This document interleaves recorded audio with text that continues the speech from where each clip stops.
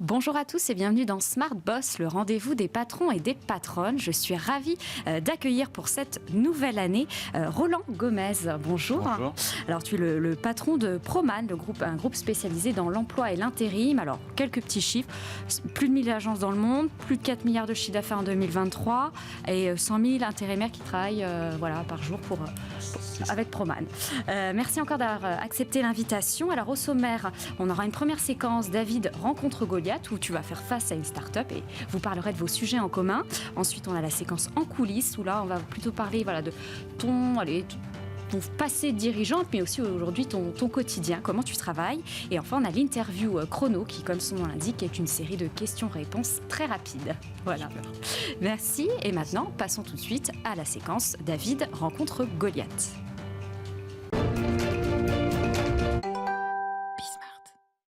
Et donc la start-up qui te fait face, c'est EasyWork, une plateforme d'intérim digital. Je suis ravie d'accueillir son PDG, Alexandre Dardy. Bonjour. Bonjour Charlie. Merci d'avoir accepté l'invitation. Bonjour Roland. Je fais comme si vous ne connaissiez pas du tout, mais en fait vous connaissez bien, un peu. Puisque Proman a racheté il y a quelques semaines EasyWork. Alors peut-être déjà, Roland, pourquoi le choix s'est porté sur EasyWork? Parce qu'il y a quand même plusieurs plateformes d'intérim digital en France. Alors, il y en a plusieurs, effectivement, mais EasyWork est la plus grosse et la plus importante, et c'est celle qui a le plus marqué le marché. En tout cas, c'est notre point de vue. Donc, c'est vrai qu'on s'est parlé avec Alexandre. EasyWork, presque 250 millions d'euros en moins de 4 ans. C'est une belle performance. Voilà pourquoi le choix, mais pas que, aussi pour la qualité des équipes et du produit. Et Alexandre, de ton côté, parce qu'il y a eu quand même quelques acteurs qui s'intéressaient forcément à EasyWork, et pourquoi aussi le choix de Proman? Il y a plusieurs raisons. Je pense qu'une des premières raisons, c'était le fit culturel.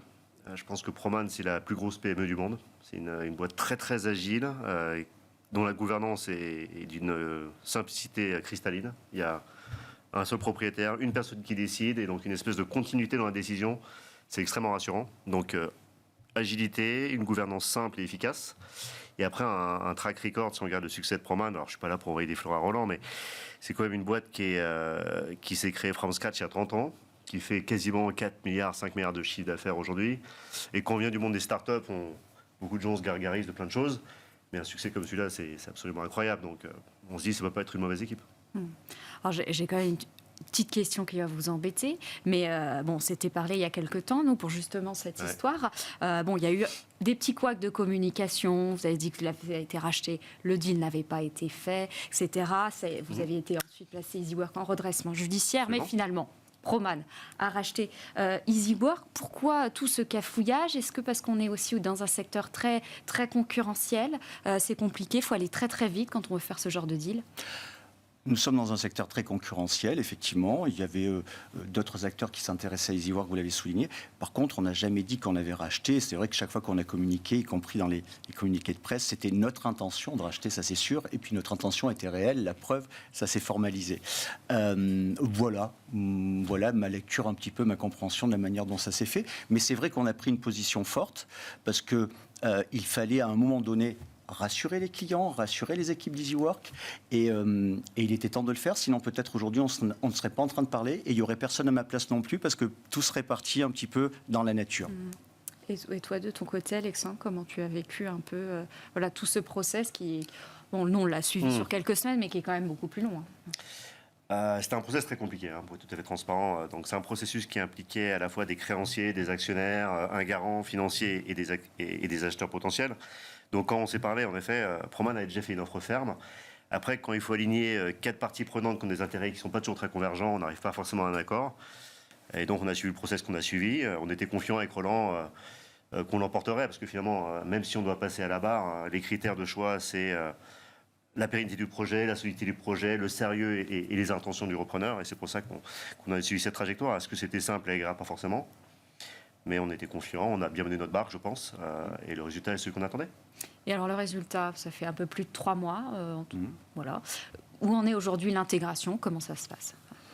Je pense que ça se passe très bien, mais Alexandre nous dira 2 mots. Mais donc, c'est officiel depuis le 1er novembre, c'est-à-dire il n'y a pas longtemps.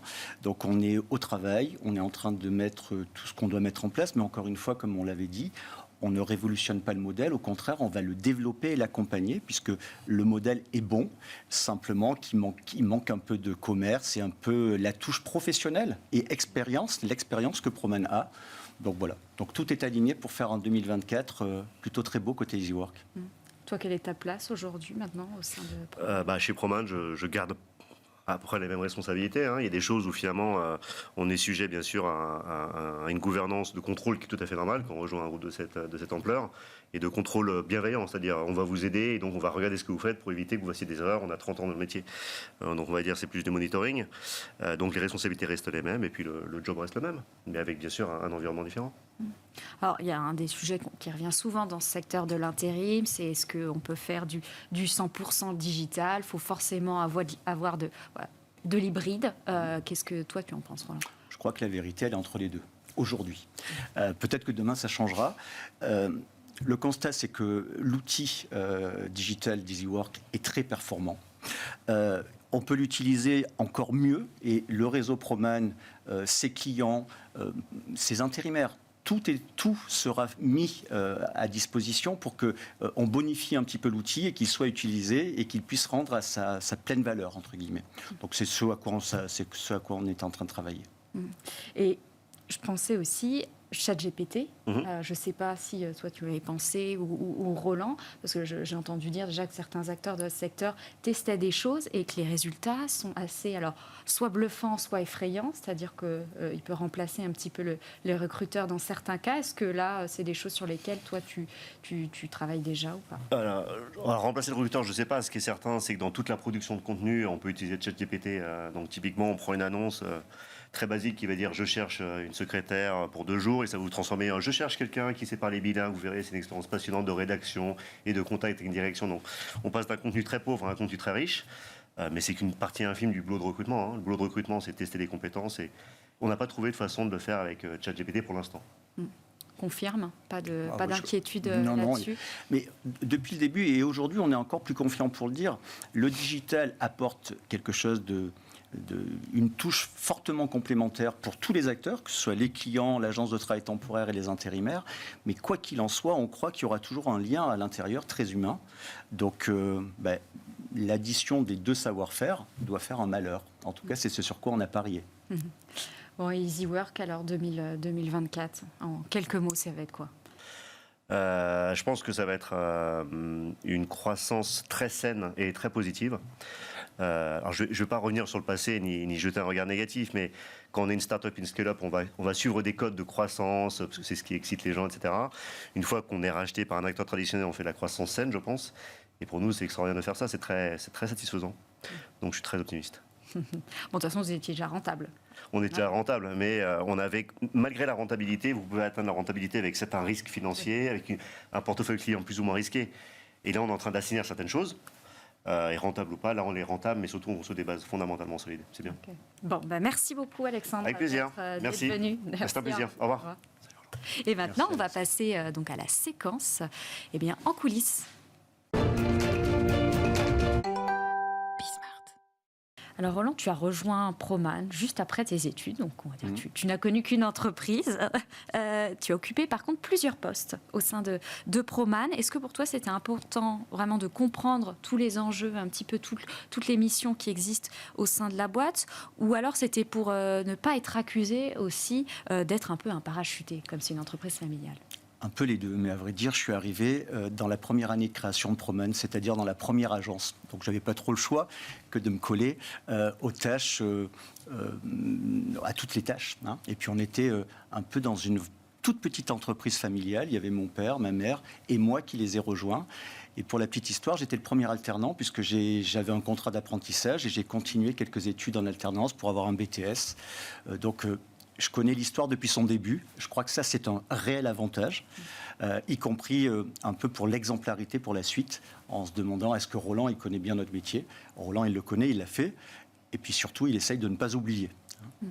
Et est-ce que voilà, tu as porté le costume un peu de patron progressivement ou pas? Comment ça s'est un petit peu passé, même si tu n'avais pas vraiment le titre de DG, PDG? Je suis arrivé, j'avais 18 ans et demi, donc pendant quelques années, j'étais le stagiaire. Allez, je résume à peu près, mais c'est ça. Donc comme j'étais très curieux et que ça m'intéressait beaucoup et que je voulais aider la famille à réussir dans ce challenge, j'ai mis tout le poids du corps là-dessus. Est-ce que j'ai été patron? J'ai été patron quelques années plus tard, ou en tout cas directeur, on va dire, puisque le patron, il y a un capitaine d'industrie chez Proman, il s'appelle aussi Roland Gomez, puisqu'il m'a donné son prénom. C'est mon père, accompagné par ma maman. Et ensuite, j'ai gravi tous les échelons, puis pour être directeur d'agence, directeur de plusieurs agences, et pour devenir enfin directeur général et président. Alors, on a déjà reçu plusieurs dirigeants d'entreprises familiales ici sur le plateau de Bismart, et puis il y a forcément la question que je pose toujours du nom de famille. Mais toi, tu viens de le souligner, tu as aussi le même prénom que ton père. Vous avez appelé tous les deux Roland Gomez. C'est pas un peu difficile, ça peut pas être des fois confus la vie de tous les jours. Charlie, si on demande à un psy, à mon avis, il dira vous êtes fou, d'accord. Mais je crois que mon père n'a pas pensé à ça à ce moment-là. Mais c'est vrai que l'adage qui est de dire tu vas te faire un prénom. Ça partait mal pour moi, puisque j'avais le même prénom que mon père. Et puis je peux vous faire une confidence. Mon fils aîné, il s'appelle Roland. Et je crois que pour lui, c'est peut-être encore un peu plus dur, parce que moi, j'avais mon père dans une entreprise qui naissait, que j'ai accompagné. Et aujourd'hui, Roland, mon fils, lui, il a 2 autres Roland à table qui ont pris un peu d'épaisseur. Voilà. Mais non, j'ai toujours bien vécu, moi, ce truc-là. J'en étais très, très fier. Mais en interne, avec les collaborateurs, comment est-ce qu'il y en a un qui signe junior Ça m'est arrivé, ça, pendant quelques années, de signer junior. Enfin, non, pas de signer junior, on ne l'a jamais fait. Mais c'est Monsieur Gomez d'un côté, pendant de longues années, et Roland de l'autre. Okay. Alors, tu as été nommé directeur général en 2007. Est-ce qu'en fait, c'était une formalité? Ça, c'est un petit bout de papier, c'était signé. Comment ça a aussi un petit peu fait la transition, concrètement, avec l'autre Roland? Mon père est quelqu'un qui est, je dirais, très pédagogue, très bienveillant, avec beaucoup de caractère certainement, mais qui sait donner sa confiance et respecter ce qu'il donne. Donc, il m'a fait grandir et j'ai grandi à ses côtés petit à petit, sans véritable grande étape, je dirais. Et les étapes de DG, président, c'est pour la forme, entre guillemets. Mais j'ai grandi, ça s'est fait naturellement. Et je crois que c'est de la meilleure des manières que ça s'est passé. C'est-à-dire que ça s'est aussi prévu quelques années à l'avance, ce genre de choses? On ne l'a jamais gravé dans le marbre, à vrai dire. Mais c'était naturel. Je crois que si je faisais bien le job et si j'étais à la hauteur, naturellement, ça se passerait comme ça. Alors, ton père est quand même encore assez présent dans l'entreprise. Il suffit juste d'aller sur le site internet. On voit dans un peu l'histoire du groupe. Il y a une photo de toi avec ton père. On peut le croiser apparemment dans les couloirs, dans ce qu'on lit dans la presse. Est-ce qu'il t'aide encore dans ton quotidien, ou alors juste pour des petites questions stratégiques quand il y a des gros problèmes? Non, il m'aide toujours parce il est inspirant et je le consulte et il est tenu au courant de tous les paramètres de Proman. Il s'intéresse beaucoup et il est encore présent. Et ses conseils sont toujours très éclairés, très pertinents, plein de bon sens. Et moi, je cherche toujours à avoir son regard. Et puis, si je ne le cherche pas, il me le donne. Quand même. Alors, je parlais qu'il se baladait dans les couloirs. J'ai aussi vu des photos du siège de Proman. Alors on voit des baby-foot, salle de gym, cuisine ouverte. J'ai vu écran géant, pouf. Alors, on a l'impression un peu d'être dans une start-up, presque. On voit aussi sur les murs des inscriptions Work hard, play hard. Encore une fois, comme un peu les start-up. C'est quoi? C'est pour se donner un peu plus, justement, cette image un peu cool, parce que, le secteur de l'intérim, c'est peut-être pas assez sexy. C'est pour recruter un peu mieux. Deux choses. Je crois qu'on est un peu différent des autres acteurs. Ça vous l'avez peut-être un peu compris. Donc, tout ça, ça correspond à un élément, c'est qu'on a compris que le plus important chez nous, c'est nos collaborateurs. Donc, on souhaite, que ce soit dans les agences ou au siège, qu'ils soient dans les meilleures conditions. Meilleures conditions pour se reposer, meilleures conditions pour manger, et puis qu'il y ait un esprit un petit peu dynamique, donc, et familial. Donc mon père se balade, je me balade, etc. On est très abordable. Alexandre le disait, on est une entreprise familiale, on dirige et on décide tous ensemble. Et à un moment donné, il faut prendre des décisions, mais on n'en change pas tous les 6 mois. Et C'est vraiment très important, je crois, pour nos collaborateurs et ceux qui nous observent. On a une stratégie, on la tient. Et est-ce que c'est aussi une façon d'attirer, parce que vous êtes basé à Manosque, alors tu disais c'est près d'Aix-en-Provence aussi, donc d'avoir aussi, c'est plus facile ou pas d'attirer des talents quand c'est comme ça? Alors, on a un beau territoire à vendre. Plein de soleil, plein de beaux paysages, etc. Et accessoirement, on est loin de rien. Hein. Marseille est à moins d'1 heure. Oui, on n'a pas plus de mal pour attirer à Manosque que dans une autre ville. On s'organise. Oui, c'est un peu moins le cas peut-être aussi avec le Covid. Les gens ont peut-être aussi plus bougé. En 2022, tu as aussi été élu donc, entrepreneur de la région donc Sud-Est par EY. Donc ils estiment que tu es un bon entrepreneur. Mais c'est quoi un bon entrepreneur pour toi? Un bon entrepreneur, allez, il doit lui falloir quelques qualités. Déjà, dans le désordre, réussir. Faire réussir son entreprise économiquement, parce que sans cela, on n'a pas la suite. La développer peut-être, c'est-à-dire être dans un mouvement de croissance importante ou de croissance modérée. Nous, on est dynamique de ce côté-là. Et réussir, c'est aussi s'entourer, avoir des équipes qui suivent cette aventure, qui la défendent, qui se l'approprient. Et ça, c'est le rôle du chef d'entreprise, de partager tout cela. Je crois qu'on n'a pas trop mal réussi, à l'image de la famille, de mon père et de moi. Je m'attache à garder ces bonnes valeurs, à garder ces bonnes bases. Et donc être basé donc là dans le Sud-Est, comment est-ce que tu arrives à garder cet esprit quand même régional quand alors en plus vous êtes présent là, dans une dizaine de pays? 17 avec plus de 1000 agences. En ayant au sein des pays, des régions, des collaborateurs qui, entre guillemets, nous ressemblent le plus, avec leur caractère, bien évidemment, mais qui ne s'éloignent pas de ce que l'on souhaite, de l'exemplarité, du travail, certes, mais du plaisir, de l'agilité, de l'esprit d'entreprendre, être à l'aise avec une certaine dose d'autonomie, accepter le contrôle. Et c'est ça qui fait notre force. Donc, on nous disait à une époque, vous avez 50 agences, ça va être compliqué. Aujourd'hui, on en a 1000. Sans doute que ça a changé, ça évolue, je dirais. Mais pour autant, il y a ce terreau de l'entreprise familiale, et je veille au grand. Un de mes challenges, c'est celui-là, faire en sorte que Proman reste le Proman avec son ADN. Et comment est-ce que tu partages ton temps, justement, aussi entre Manosque, tu as l'air d'y être quand même souvent, et puis un petit peu le reste du monde? Alors, quand on regarde sur une année, c'est la moitié de mon temps à Manosque, parce que c'est le siège, et la moitié de mon temps partout ailleurs, que ce soit en France ou dans les pays. D'accord, tu vas visiter, tu as des temps à chaque fois, tu fais un petit tour par continent Exactement, je vais dans chaque pays 1 à 2 fois par an, minimum. Et puis j'essaye aussi, parce que la France compte beaucoup, elle a une grande importance pour nous, d'être présent dans les régions. On fait aussi beaucoup de formations au siège, ça me permet de voir tous les acteurs, tous les collaborateurs des régions. Voilà, donc on essaye en un mot, d'être près de nos équipes, partout où elles se trouvent. Et donc Proman a racheté une vingtaine de sociétés en France et aussi à l'international, d'où cette expansion. Est-ce que tu as maintenant un espèce de playbook pour un achat, une acquisition réussie? Alors, on a surtout fait des acquisitions à l'étranger, en France, quelques-unes tout au long de notre parcours, mais c'était surtout à l'étranger. Oui, j'ai ma petite règle. D'abord, il faut que ce soit des entreprises qui soient souvent, il y a un dénominateur commun, des hommes et une famille. À chaque fois, sur les acquisitions qu'on a pu faire, je prendrai l'étranger par exemple, puisque la France, c'est des noms d'entreprises, mais c'est surtout des prénoms. Donc on a commencé en Angleterre avec Chris et Christine, qui sont plus là, ils sont partis à la retraite, mais c'était des entreprises familiales qui arrivaient à un moment de leur histoire, cherchaient un acteur qui pouvait continuer l'histoire et prendre soin de leurs collaborateurs. Ils ont trouvé Proman. Et je crois et ça s'est passé comme ça à chaque fois. Donc des entreprises qui sont in bonis, avec une bonne culture, compatibles avec Proman, voilà les critères sur lesquels il ne faut pas déroger. Et comment on fait aujourd'hui, tu fais aujourd'hui pour garder un peu justement les pieds sur terre, être toujours en lien avec le terrain quand même? C'est un petit travail de ne pas oublier d'où l'on vient.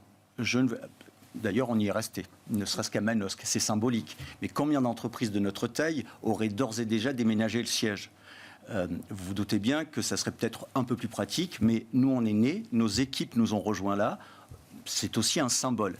Et puis surtout, se rappeler, ne pas oublier 4 milliards, c'est bien, mais on fait travailler 120 000 personnes tous les jours. Il y a 35 ans, on en faisait travailler 30. ok, j'ai vu ce que c'était la vie en agence. Donc, on n'oublie pas notre parcours, on reste humble et déterminé. Voilà. Et comment là, tu pourrais définir d'ailleurs ton style un peu de management? Je dirais que c'est un style de grosse PME familiale. Enfin, j'ai du mal à le définir, mais assez proche du terrain et proche des hommes surtout. Et dans l'exemplarité. Je suis à chaque fois, on parlait des acquisitions, toujours à tous les rendez-vous d'une acquisition, quelle qu'elle soit. C'est assez. Pourquoi je précise ça? Parce que j'ai souvent entendu dire que pour des entreprises bien plus petites que les nôtres, les présidents, ils arrivaient au 3e rendez-vous. Ben non, nous, on est au 1er rendez-vous. Tu as parlé des collaborateurs. J'ai vu que tu aimais les réunir. Alors, pour pas mal d'activités, il y a des concerts.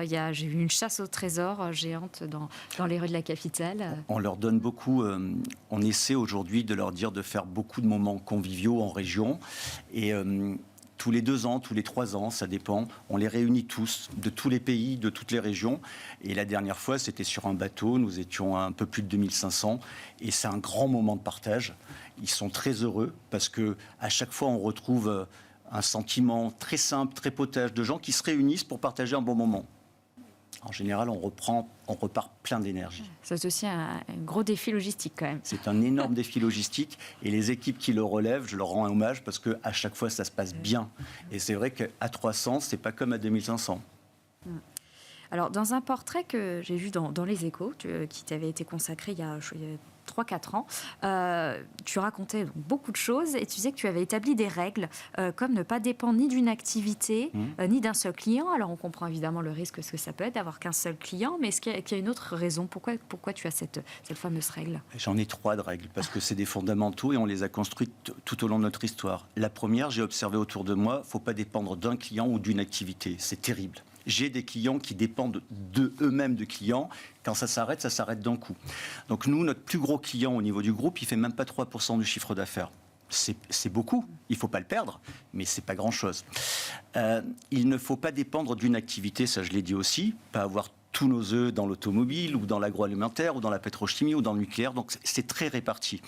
Et puis enfin, une dernière règle aussi que j'essaie de ne pas déroger, avoir des clients de qualité financière bonne, pour être sûr d'encaisser nos clients. C'est basique, mais quand on a réuni ces 3 règles, déjà le soir, on peut fermer le bureau en se disant tout est sous contrôle, et après on a plein de sujets à régler. Mais ça, c'est mes 3 règles que j'essaye d'appliquer à tous les niveaux.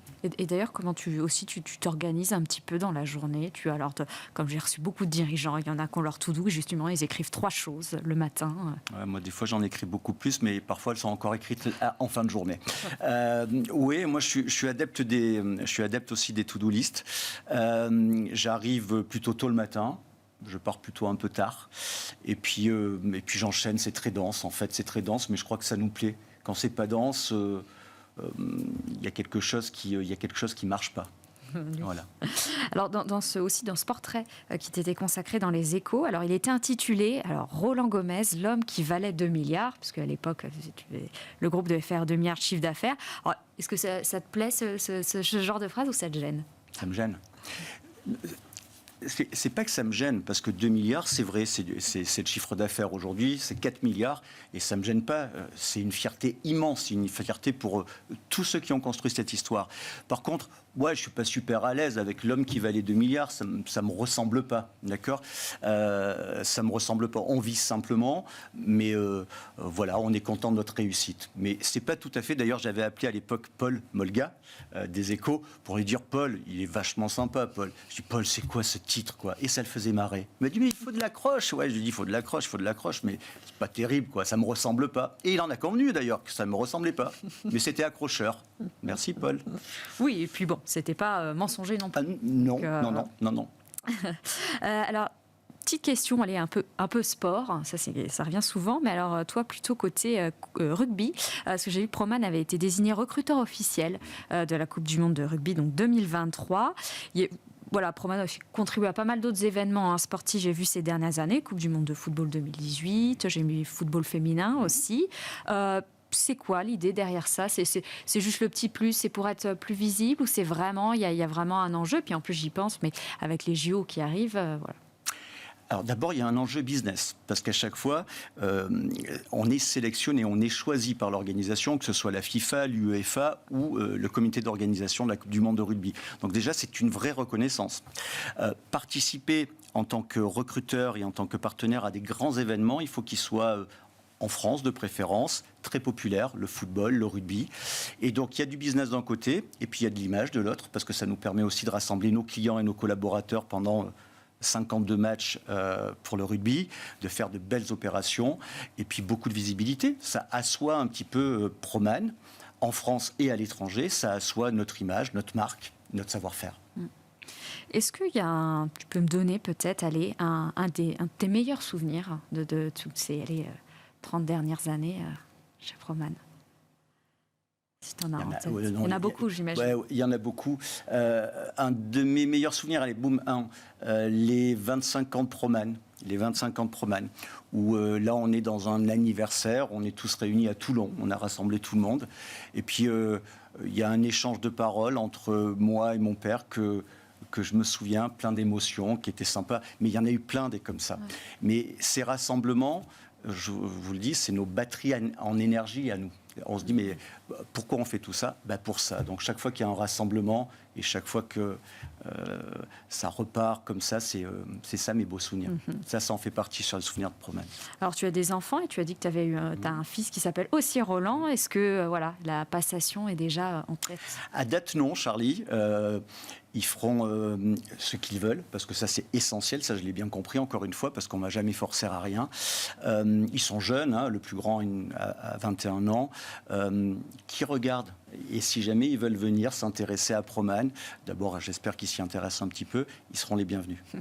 Super, merci d'avoir répondu à toutes ces questions. Et maintenant on va pouvoir passer à la séquence interview chrono.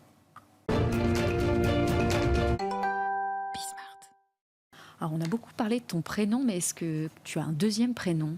Dominique.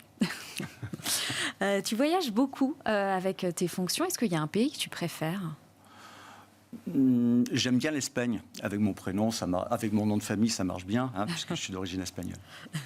Après avoir été donc recruteur là, pour la Coupe du Monde de rugby, est-ce qu'il y a un prochain objectif sportif pour Proman? Il y en a un, mais je ne vous le dirai pas. On regardera ça. Tu es plutôt LinkedIn, Instagram ou TikTok? LinkedIn. Si tu devais changer quelque chose au code du travail, ça serait quoi? Les cas de recours du travail temporaire. On les réduirait un petit peu pour rendre les choses un tout petit peu plus simples. L'appli que tu utilises le plus? WhatsApp. Oui, ouais. Très bien. Est-ce que tu peux me citer une entrepreneuse ou une dirigeante française qui t'inspire? La fondatrice des produits Nux, de la marque Nux. On l'avait croisée d'ailleurs dans une remise de prix. Elle est inspirante. D'accord. Et une belle réussite. Tes dernières vacances, c'était où? Les dernières vraies vacances aux Maldives. Tu es plutôt télétravail ou alors au bureau? Bureau. Bureau. Et quel est le dernier livre que tu as lu, si tu en as eu un récemment? Un bouquin de René Frény, qui est un auteur de chez nous, dans le Sud, et qui fait des jolis romans. Et enfin, qu'est-ce qu'on peut te souhaiter, puisqu'on est en début d'année, donc pour cette nouvelle année 2024? Du bonheur. Comme à toi, Charlie. C'est très bien. Merci beaucoup, Roland, encore d'avoir répondu à toutes ces questions. Et merci à vous d'avoir suivi ce numéro. Et puis, je vous donne rendez-vous très bientôt pour la prochaine émission. Au revoir.